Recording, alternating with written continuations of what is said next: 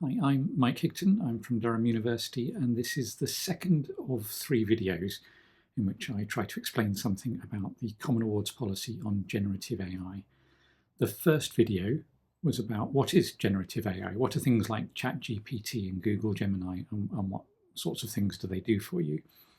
This second video is about questions of academic misconduct in relation to generative AI, and the third video will be about some wider issues, especially ethical issues surrounding the use of generative AI. So this second video is about academic misconduct, and it's asking one crucial question: what uses of generative AI are against the rules, against the academic rules? What uses will get you into academic trouble? Now, your own institution may have further guidance or have further expectations on top of what I say here about what uses of AI are wise, what uses are ethical, what uses are fitting for people training for Christian ministry in this area. And you should talk to your teachers about all of that. Here, though, we're just talking about the formal academic rules, which are the same for all institutions that offer Common Awards programs. If you stick to these rules, then you won't get hauled in front of an academic misconduct panel. You may know about those panels and the penalties they can impose in relation to plagiarism, and it's very much the same kind of thing in relation to AI. It's the kind of process that can lead to your having your marks docked for a particular piece of work, or to your failing an assignment, or to failing a whole module, or even in the very worst cases to your having to withdraw from the whole program. Now, I know all of that sounds very ominous, but don't worry, it is easy to avoid, and that's what this video is about, avoiding those kinds of academic penalty.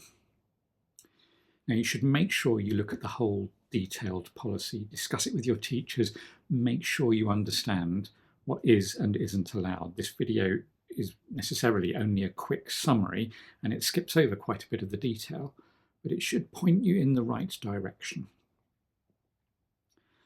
And the first main rule, and this is the big one, is don't get generative AI to produce substantive content for you, which you then pass off as if it were your own work.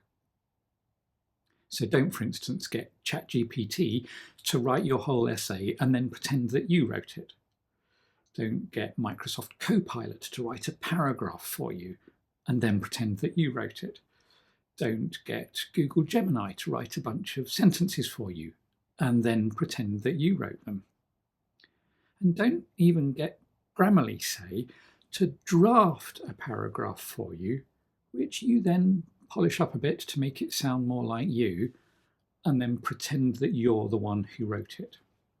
So don't get generative AI to produce substantive content for you, which you then pass off as if it were your own work. That's the main rule, the main no-no.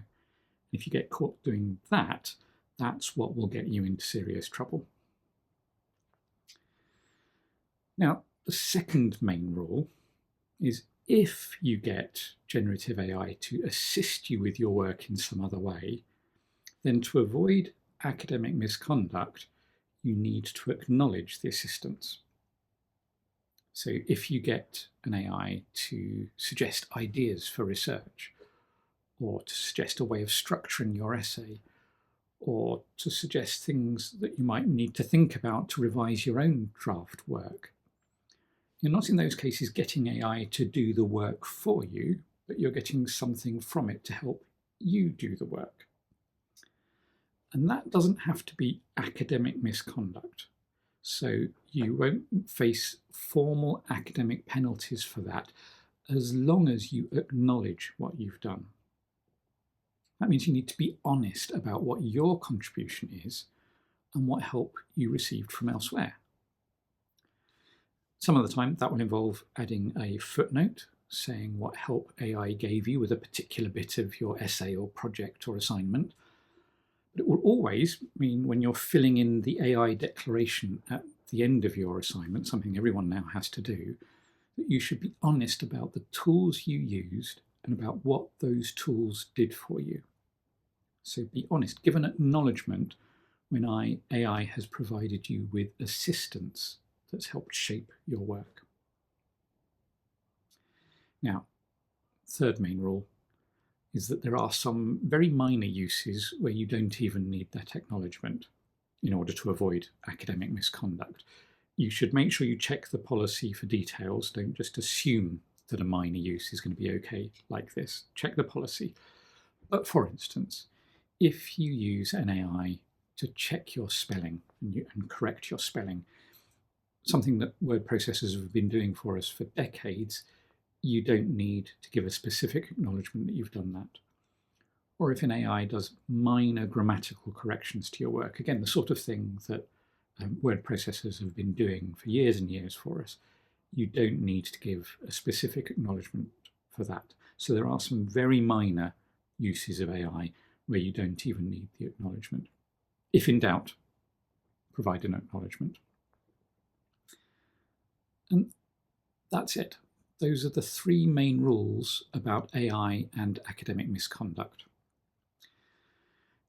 In the third and final video, however, we're going to look at some broader questions, because even where a use of AI is not going to get you into trouble for formal academic misconduct, and even where it's not something that your institution advises you against or encourages you to avoid, there are still questions to ask about whether those are sensible, whether those are wise, and whether those are ethical uses of AI.